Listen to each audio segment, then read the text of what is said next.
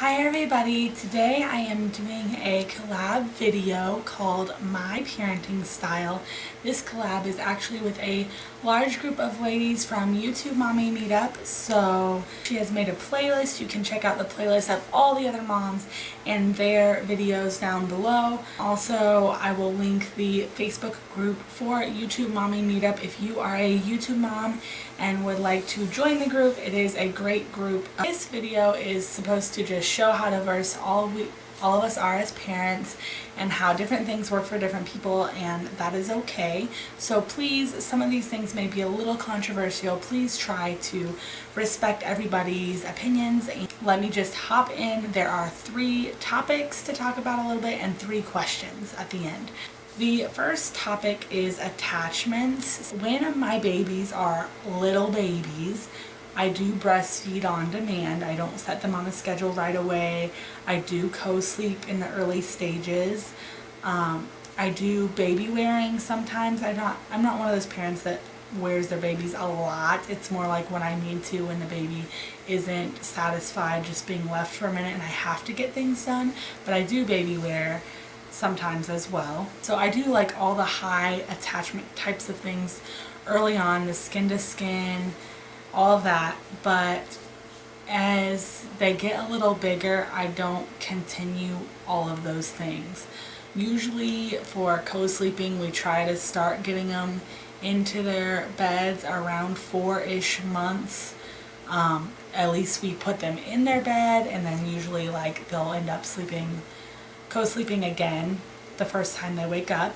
As they get older, around that same age, I start kind of making a schedule with when I'm going to breastfeed. As they get bigger, and I tend to have very large children, I also baby wear a whole lot less because they're just heavy, and I don't have problems with strollers at all. I do use strollers. As far as daycare goes, I am a stay-at-home mom, so my kids don't go to daycare, but that hasn't always been the case.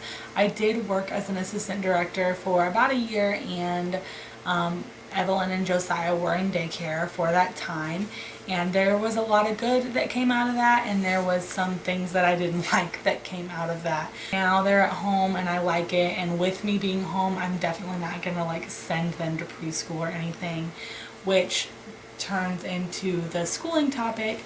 We do homeschool Evelyn. My others are too young, but we are homeschooling Evelyn, and we do plan to continue to homeschool. That doesn't mean that I'm 100% against doing anything else, but at this point in our lives, we have decided that we will be homeschooling. The second activity is about activities, what activities you guys do, and kind of how you allow your children to be during those. My children, I don't choose to have my kids in sports or a bunch of lessons all the time. I want to let them be kids. I also don't want to break my budget on those kinds of things, a lot of which I can practice with them and do at home. We do want them to be social as well, especially with homeschooling. So we go to church 3 times a week, and our church services are usually about 3 hours long. And we have a phenomenal infant and toddler ministry, and also all the grades up. But right now my kids are all in that infant and toddler ministry. It goes up to age 5, where they actually do worship. They actually do a craft. They actually go as a group to a snack room. They go as a group to a play place. They do a lot of those things that a lot of preschools do. So they do get that. And then we do sports on occasion. I just don't do it for long spurts of time. So right now, Evelyn and Josiah are in T-ball, and it's a 5-week little T-ball group, and that is perfect for us. Short-term commitment, so they get their feet wet, they get to do those things, but it's not consuming our lives. When they're there at their ages, for 3 and 4-year-olds, it is mostly parent-led. There's a coach, but mostly the parents are doing a lot. What happens typically is either me or Steven, which actually it's always been me, stays with Nimi and watches, and Steven actually helps the kids during their practice. Now, if they got older and there was a team where the parents weren't needed as much, we would certainly step back and let the coach do their job. As far as going to spray grounds or playgrounds or anything like that. We do that often. We often go out and do things and go around town, go into the city. Sometimes we just go to the spray park because those are free. We love those, or playgrounds. And when we go there, we are not like hovering helicopter parents. We typically, if my young child like Nemi is climbing something that I've never seen him climb before and he could potentially fall, I will be right behind him and watching him do that. But once he's done it a couple times and he has that confidence, I'm not gonna follow my kids around the park. I do head checks. I'm like 1, 2, 3, 1, 2, 3, make sure I can see everybody. If I can't see nobody, I'll get up and find them. But most of the time I'm gonna let my kids play and be a kid, and I'm not gonna hover over them while they're playing. The third topic is punishments, which I don't really like that word a lot. I'm going to change it and call it discipline. As far as that goes, we have changed a lot over the years. I did go to school for early childhood education. I learned a lot about ways to discipline children. Those things are really great and work for a lot of children. And I think the big thing is consistency.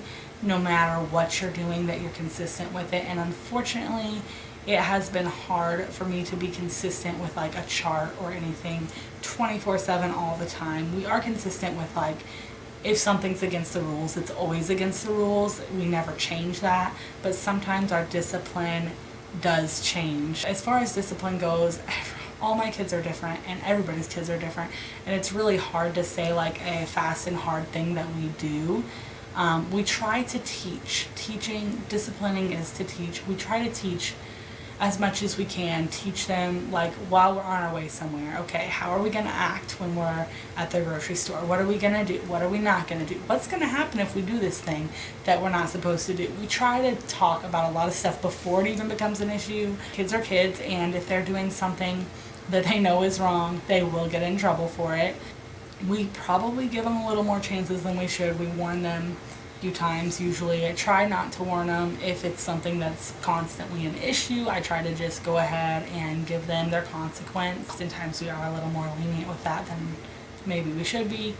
Common consequences in my household are timeout still, losing a blessing, which could be a toy or screen time, or even going somewhere. Like the early bedtime is another thing that we use. And very, very rarely, as a very last resort, will we spank, and we will not spank our youngest one because he's too young. We won't spank at all until age 3. Spanking, if we do it at all, is for over and over and over and over repeated disobedience with nothing else working. And honestly, most of the time it's just our oldest one. The middle one has had it a couple times, but he turned it around and changed quickly. It's a process. I never wanted to spank any of my children at all, and now we've kind of went to it for a few things. I still feel okay about it. My biggest thing is that it can be overused and it can be done out of anger, and that's not okay with me either. The questions, there's 3 questions. The first one is, do you identify with any certain parenting style? And she listed authoritarian, authoritative, permissive, and uninvolved, which I will link below the website that kind of told about each parenting style. I'm not going to go in and explain that. You can click on it if you want to know. But we do lean more towards the authoritative parenting style, which is we have high standards, boundaries for our children. But it's not like you do what I say because I said so. We try to explain it, we try to respond. If they have questions, we are willing to answer them. Now, I'm not going to go on and argue with my kid forever over why they have to pick up their socks. But, you know, if the very first time I've ever told them to pick up socks, they ask me, why is it important that I pick up socks? I will explain to them that I'm not going to like argue with them and go on, and they're still expected to do it even though I answer their questions. But I do allow my kids to answer questions. So I definitely feel like I fall mostly in the authoritative parenting style. From time to time, we'll go a little more towards the authoritarian, and very rarely we go a little towards the permissive. Most of the time, the authoritative is definitely right where we fall. The second question is, which style did you grow up with? And if it's different than what you're using, why? And it's kind of weird, like I feel like my family had a mixture. My grandpa was more authoritarian, you do what I say because I said so, and my grandma was more permissive. It was more, just let me know what's going on. There was some things that she was absolutely very strict on, but a lot of the times it was more she wanted to build that relationship, she wanted to be my friend, and almost like didn't care as much what I did. And a couple times when I did get in trouble at school, she actually like didn't tell my grandpa when I begged her not to. So she was more permissive, he was more authoritarian, so that's kind of weird the way that all worked out. But if it's different, why? And honestly, most of the reason why is because of my education and just learning what works and what's best for kids. And also just my like strong desire that I want my children to grow up and do what is right. And I also want to have a lifelong relationship with them. Definitely because of growing up with some different things, it does make it hard to stick to that plan, even though I know that that's what's right for me and I know that's my goal. I definitely do miss the mark from time to time in those areas. Question number 3 is, are you happy with your parenting choice, or would you like to change things up, and why? And I feel like I already answered that. I am happy with the choice of being authoritative parent. However, you know, I don't always get exactly right. I don't always make everything right, and if I learn that I'm doing something wrong, I am open to changing it. And that's kind of why we've changed things over the years a little bit here and there. And that's, like I said, sometimes I probably give my kids too many warnings, more than I'd like to when I am asking them to do something and they're not doing it. And that's something that I know needs to change. But overall, I'm really happy with the way that my husband and I parent and the way our children are becoming. And most of the little issues we do deal with, I do think, are just developmental things that all kids deal with no matter what. So that is it for this parenting style collab video. I hope you guys enjoyed it. Let me know in the comments below what kind of parenting style you use. And if you did this video, also let me know in the comments below. I'm going to try to watch everybody's because I'm super interested. And leave your questions and comments below if you would have anything to say. And if you liked this video and you want to subscribe and see more, please do. Thank you guys for watching. Bye.